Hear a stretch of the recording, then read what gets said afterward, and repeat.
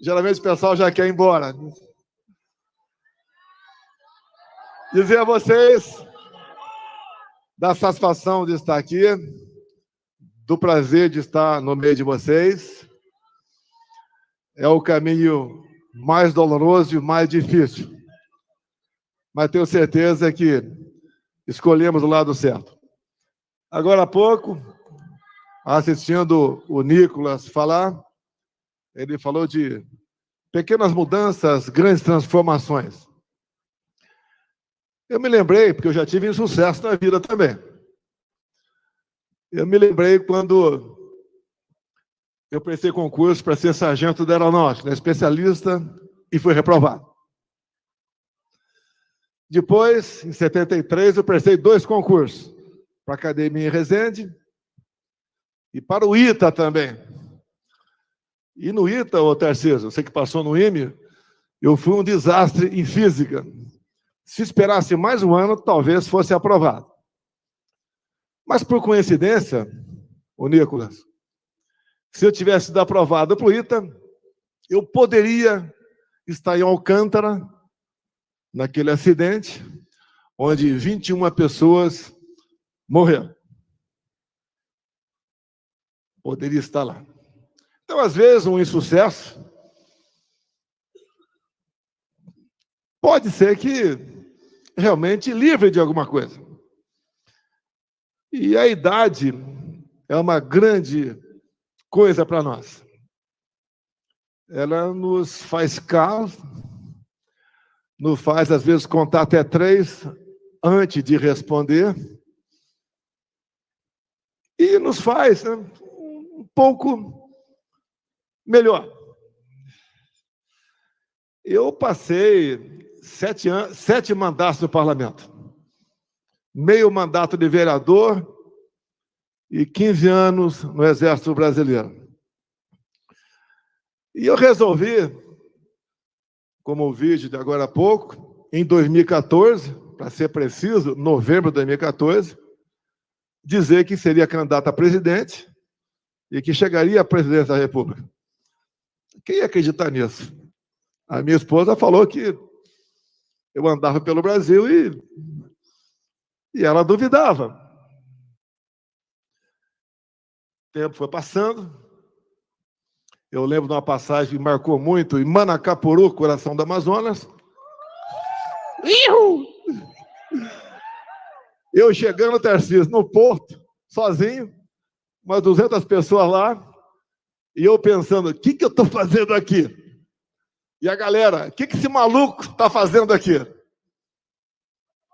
Mas começamos a falar em algumas passagens bíblicas, que eu considero a Bíblia como uma caixa de ferramenta do ser humano. Começamos a falar a verdade, João 8,32. E uma outra coisa também que nos marcou muito, e durante o mandato, foi outra passagem. Por falta de conhecimento, meu povo pereceu. Quantas vezes a gente briga por algo sem saber? Não tendo conhecimento? E depois, vê que está errado. Falei um tempo atrás, né? A Amazônia sempre foi cobiçada antes de 1500. Pô, coisa de maluco, né? Antes de 1500. Na verdade, em 1494, com o Tratado de Tordesilhas, vai deixar para lá. Depois, eu lembro de uma passagem que marcou a minha vida, em 1970. Eu estava em Eldorado Paulista, morava lá, quando o Lamarca passou por lá. Feriu 6 soldados da então Força Pública, atual PM de São Paulo, e depois, como ele havia aprisionado uma dúzia de praças, que são subtenentes, sargentos, cabos soldados, o tenente Alberto Mendes Júnior, o Derrite, que você sabe muito bem a história, se ofereceu para que fosse trocado os 12 por ele. E ele, então, fez esse gesto heróico e 1 ou 2 dias depois foi executado pela turma do Lamarca. Mas uma coisa, com toda certeza, o tenente não sabia. Está aqui o Salles também, que conhece bem a história, porque ele já agiu no Vado Ribeira antes de ser deputado federal. Que naquela época imperava ali o mini manual de guerrilha de Marighella, que é o herói da esquerda. E lá está escrito que eles não matavam praças, apenas oficiais. Talvez, se o tenente tivesse sabendo disso, mas é muito difícil julgar por um momento, talvez ele esperasse um pouco mais para negociar a sua troca por aqueles teus colegas. E ali eu conheci o Exército Brasileiro. E ali eu conheci a minha vida. E a gente vai aprendendo. Que coincidência, né? Acho que a Eldorado Paulista hoje deve ter, talvez, 3.000 habitantes na área urbana. Mas é a vida da gente. Entrei no Exército, fiz academia. Teria muito o que falar, obviamente. Depois de 6 mandatos, quis disputar a presidência em 2014. Não foi possível. Paciência. Chega a hora certa. Acabou acontecendo em 2018. Quem eu era? Eu não era ninguém, não tinha partido, era um deputado encrenqueiro, criador de caso, bem casado, obviamente, né? Ih, cadê?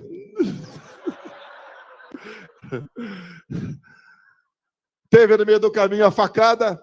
Imagine se a facada tivesse tido sucesso.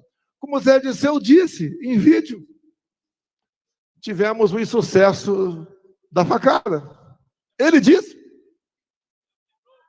Imagine se esse cara que está na economia agora fosse presidente. As coisas acontecem. Vamos lá. Vem a eleição. Eu teria uma história fantástica para contar para vocês. Vai levar 1 hora. E eu gostaria de um dia, né, pela grande rede de televisão, ao vivo, falar algumas horas com eles, para nós mostrarmos o que é o Brasil. A gente tem informação, a gente passa por lá. A vida nos fornece uma história. Chegamos. E daí, eu cheguei e só tinha o Paulo Guedes. Montar o ministério não é convidar quem é competente. A pessoa que é competente aceitar ser ministro. E fomos montando o ministério. Está aqui o Salles. Quando me mostraram a foto dele com aquele óculos, né, de playboy, eu falei, não, esse cara não está com nada, não vai dar certo. Pode ter certeza, pela sua coragem, pela sua dedicação. Eu duvido que tenha tido outro ministro do meio ambiente como ele. O Tarcísio também. Foi a 5ª pessoa que me apresentaram. Olhei para a cara do Tarcísio, aquela cara de brabo, né? Cara de poucos amigos. E eu não conhecia o Tarcísio. Ele me conhecia, porque ele fez academia, né? Militar, igual eu fiz, fez o IME, depois prestou concurso. Tinha 2 vagas para a Câmara, estava lá. E daí, quando ele falou de quem ele era, rapidamente, vamos lá, vamos lá. Olha a surpresa. Quem era Tarcísio, antes de eu conversar com ele? Era um excepcional engenheiro. Para a vida pública, com todo respeito, Tarcísio, você não era conhecido. Foi para lá, fez um trabalho fantástico. Falou alguma coisa aqui do que ele fez. Eu fui o único presidente que tinha teto de gasto. Tanto é que, quando esse cara, quando o TSE anunciou o resultado, logo depois já foi uma proposta para lá, né? E acabaram com o teto de gasto. E o Tarcísio, que está aqui, começou a mostrar seu valor. Ele é um terror dos balseiros. Acabamos com muitas balsas pelo Brasil. Principalmente lá em Sinop, naquela região. o coração do agro. Entre tantas e tantas outras coisas, BR-163, etc, portos, aeroportos. Eu lembro que, em 22, eu convidei o Tarcísio para vir candidato a governador. Ele falou, poxa, eu sou carioca e torcedor do Flamengo. Conheci esse defeito dele nesse momento. O que eu falei para ele? Eu sou uma pessoa que tem uma história, inteligente, ninguém nega isso aí. Eu queria ter metade da inteligência que ele tem, mas eu só escolhi ministro mais inteligente do que eu, o que não foi difícil.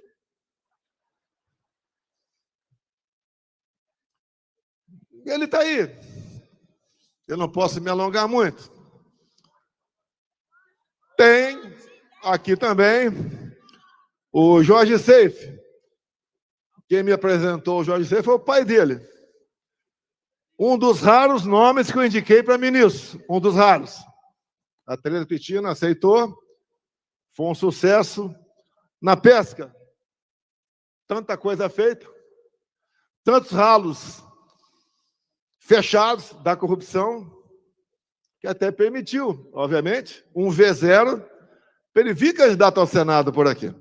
Até botei um apelido dele bastante carinhoso. Tilápia. Pegou? Eu trato, pela idade, como se fosse um filho meu. Tem mais algum ministro aqui, ex-ministro? Gilson, está aí?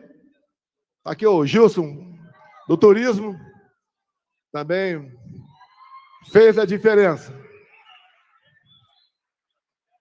Bem, o que a gente pode dizer para vocês? Eu não levo o jeito do teu dom da palavra, por vezes sou um pouco grosso, só um pouquinho grosso, tá? Até quando alguns falavam que, pô, o cara fala palavrão, é grosso. Você está procurando um marido ou um presidente? Até parece que o marido daquela pessoa não fala palavrão em casa. Na pandemia, talvez eu tenha sido o único chefe de Estado que falou que não ia tomar, e não tomei. Porque eu li a bula. Muitos falavam, olha, você vai ter problemas.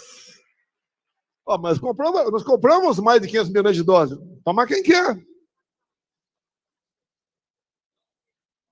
O pessoal que não lê bula de nada, né? Tinha que ter lido a bula das vacinas. Mas vamos para lá. A verdade vai vindo à tona. A gente ligava para a África subsaariana. Por que não está morrendo o pessoal aí, já que o DH dessa região é lá embaixo? Mas tudo bem, deixa para lá. Por falta de conhecimento, meu povo pereceu. Bem, o Brasil tinha tudo para quebrar, com a pandemia e com a guerra lá fora.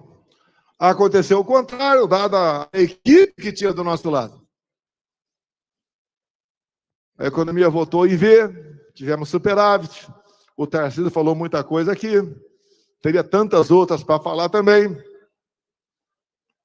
E aconteceu aquilo, final de 22. Só o presídio comemorou.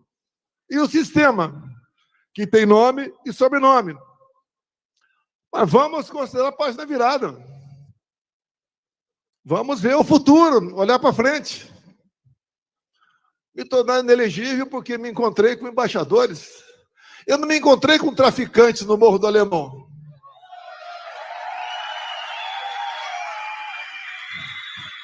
A segunda inelegibilidade, porque no 7 de setembro eu botei do meu lado um empresário, que é orgulho do Brasil, é orgulho de Santa Catarina, que usava um paletó verde e amarelo. Então, porque eu botei esse empresário do meu lado, inelegível, eu não botei do meu lado a dama do tráfico. Mas vamos lá. A gente acredita em transformações, em mudanças. A gente sabe onde está o erro. A gente sabe quem não quer o bem do Brasil. E vocês também sabem. Tentaram por várias vezes nos censurar.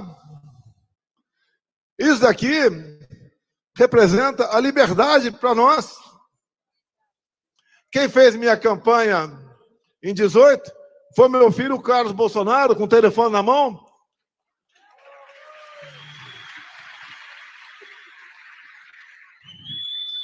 Quantas vezes tentaram aprovar urgência para um projeto de controle da mídia social? Aqui está a nossa liberdade. Aqui está a esperança nossa de mudarmos o Brasil. O blogueiro, aquele que mexe com rede social, tantos outros, se não transmitir a verdade, não mostrar a verdade, ele acaba por si só. E quem age com isenção, com responsabilidade e com a verdade, cresce. Não justifica o que fizeram até agora, mas eu acredito que já chegamos no ponto de inflexão. A gente vai mudar. Mais que esperança, nós devemos fazer a nossa parte. Não é fácil você lutar contra um sistema. Olha só, aqui do lado, mais para cima um pouquinho, São Paulo. Quando nós assumimos, os portos eram de responsabilidade do Tarcísio. Lá dava prejuízo de 500 milhões por ano. 22 passou a dar lucro de 500 milhões. Para onde ia esse 1 bilhão só no Porto de Santos? Itaipu Binacional, nós só conhecíamos essa empresa, que é binacional, por gerar energia. Quando assumimos, vimos muita coisa errada lá. Mas por que era cobiçada Itaipu Binacional e é cobiçada? Porque é uma estatal que não é auditada pelo TCU, então você pode meter a mão até o sovaco, que não tem problema. Ao longo de 4 anos, além de gerar energia, além de diminuir o valor da tarifa em dólar, fizemos a segunda ponte com o Paraguai, vão de 400 metros, não é uma pinguela. Alongamos em 600 metros o aeroporto de Foz do Iguaçu, asfaltamos a Transboiadeira, atendemos mais de 50 municípios com pequenas obras. O Jorge Seif faltou só um passo para nós começarmos a praticar piscicultura naquele lago, que tínhamos como projeção aumentar em 20% o volume de pescado no Brasil. Esse país ninguém pode passar fome. Tem meios. E assim a gente vai citando cada ministério, como o Rogério Marinho, que levou água para o Nordeste, como a Tereza Cristina, que abriu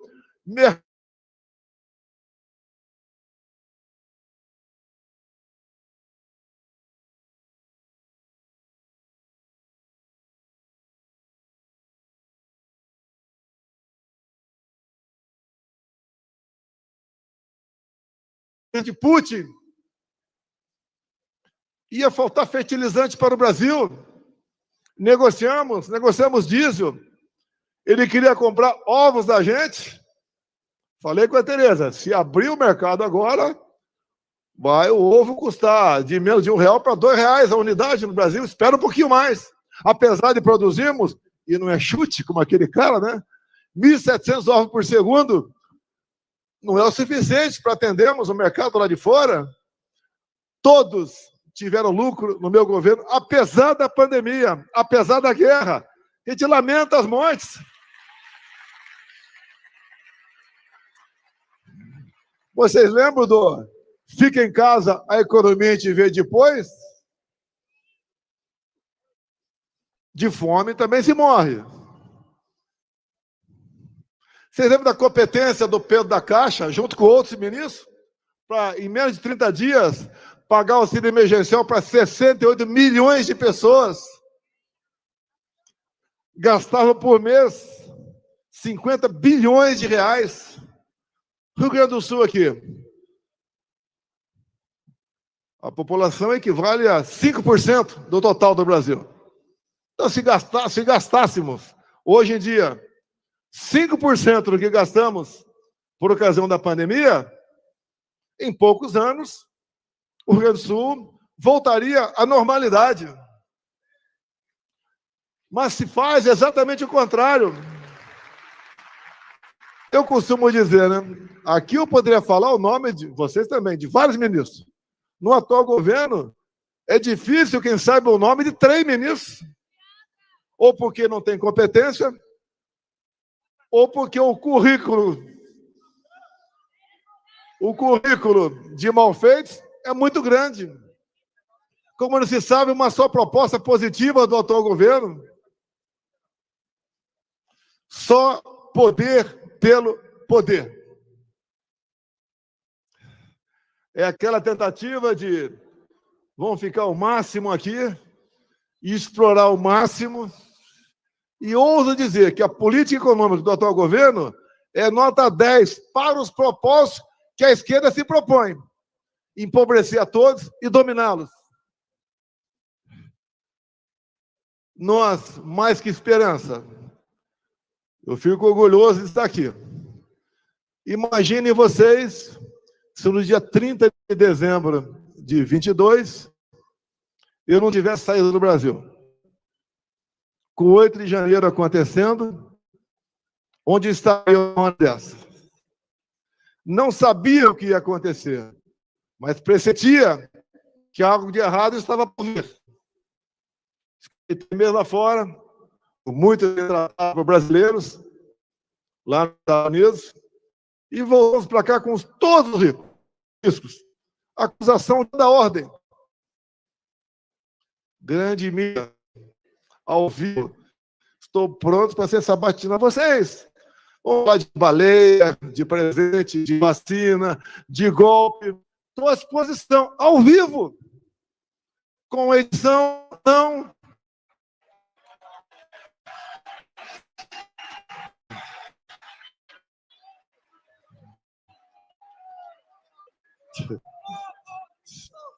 Olha, não tem satisfação maior do que aqui de servir, de poder ajudar o próximo. Quem é Jair Bolsonaro? Daquela foto ali com o meu pai, aquela coisa rara, uma fotografia em 1960. Chegar onde chegou. É um sinal que todos nós podemos chegar onde sonhamos ou onde o destino reserva para nós. Eu duvido que o Tarcísio pensasse um dia ser governador. Mostra que, com seus atos, você pode falar agora, 1 ano e meio, que é um tremendo gestor. São Paulo não teve. Com todo o resto, o Jorginho também, a dificuldade para se eleger governador. Quando ele falou aqui que preservamos 11 milhões de empregos, porque o projeto do PNAMP é dele, não é meu. Não foi do meu governo.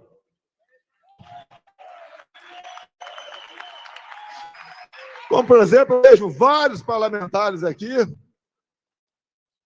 outros não são parlamentares, mas que eu conheço, que tem um grande futuro pela frente. Como disse a dona Michelle, né? A minha patroa. Nós devemos nos apresentar. Caso contrário, os maus ocupam esse espaço no governo. A nossa carta para a democracia é a Constituição. O que nós já fizemos, a nossa história, é o nosso currículo. Um dia o Tarcísio me autorizará a dizer como eu convenci a vir candidato, porque ele não queria. Tinha propostas para trabalhar em várias empresas por aí, como vários do meu governo estão ganhando 2, 3, 4, 5 milhões por ano. Está pagando uma cota de sacrifício. Isso daí, como é uma pessoa que crê em Deus, eu ouço os áudios da mãe dele que manda para mim, que deve repetir, mandar para ele também, uma pessoa cristã, fervorosa, que tem muita fé. A gente está criando uma gordura para o nosso futuro lá em cima. Então, dizer a vocês, Apesar dos problemas, apesar da Polícia Federal ter ido 3 vezes na minha casa, na casa dos meus filhos, hoje, já tenho 300 e poucos processos ainda. Vale a pena. A gente não vai recuar. Todos os dias eu tenho uma praxe na minha vida. Todos os dias. Eu me levanto, vou lá, tomo meu banho, faço o que todos vocês fazem. Boto minha roupa, dobro os joelhos, rezo um Pai Nosso e peço a Deus que meu povo não sinta as dores do comunismo.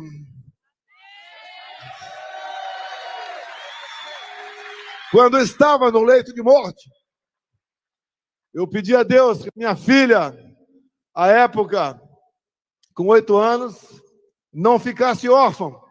Fui atendido. Como agora eu fiz um pequeno texto de 14 ou 15 pequenos itens sobre o caso Adélio, sobre o delegado que investigou o caso Adélio, dono do inquérito. Esse mesmo delegado que nada apurou, porque não quis apurar, foi prestigiado, é diretor de inteligência da PF.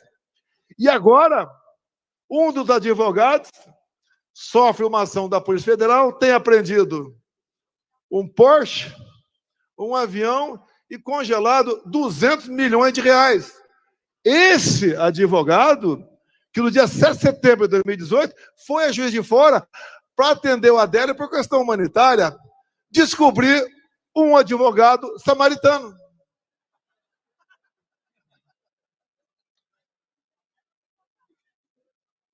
Terminando agora de verdade. Eu digo que Roraima tem uma tabela periódica lá. Além disso, tem o Vale do Rio Cotingo. Não sei se o Tarcísio voou comigo lá. 12 quilômetros por 600 metros de cota. Ali dá para gerar energia para metade do Brasil. Para agregar valor em nossos minérios. Para fazer do Brasil realmente uma terra prometida. Trazer paz, prosperidade, ordem e progresso para todos nós. Onde erramos ao longo de décadas, nas escolhas, escolheu o mal, vai pagar o preço. Como gostaria de falar sobre 2014, 2018 e 2022. Vamos aguardar um momento mais oportuno.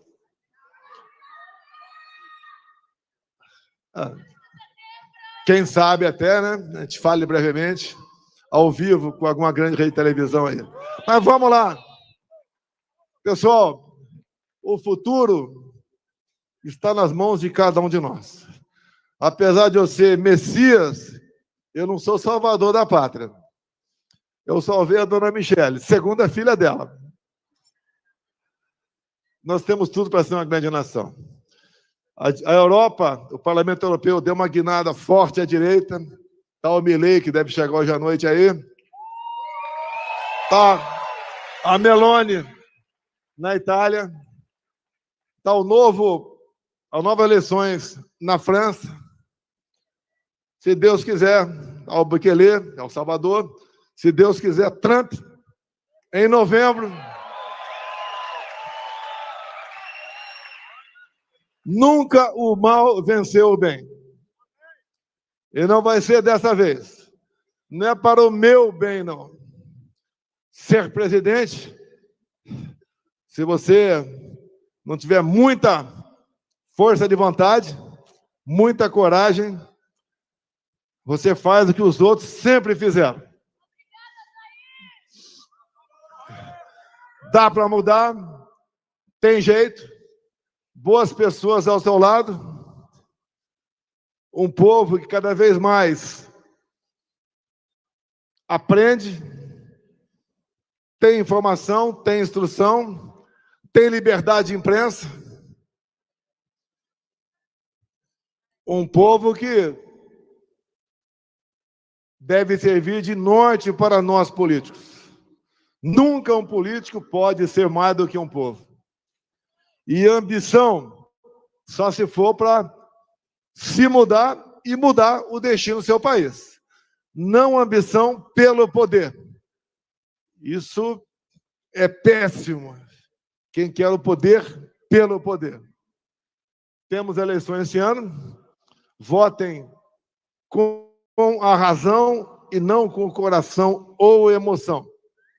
Porque se nós tivermos, porque a composição do TSE já mudou, tivemos uma grande bancada em 26, pode ter certeza que a gente faz pelo parlamento, não pela canetada, uma história melhor para todos nós.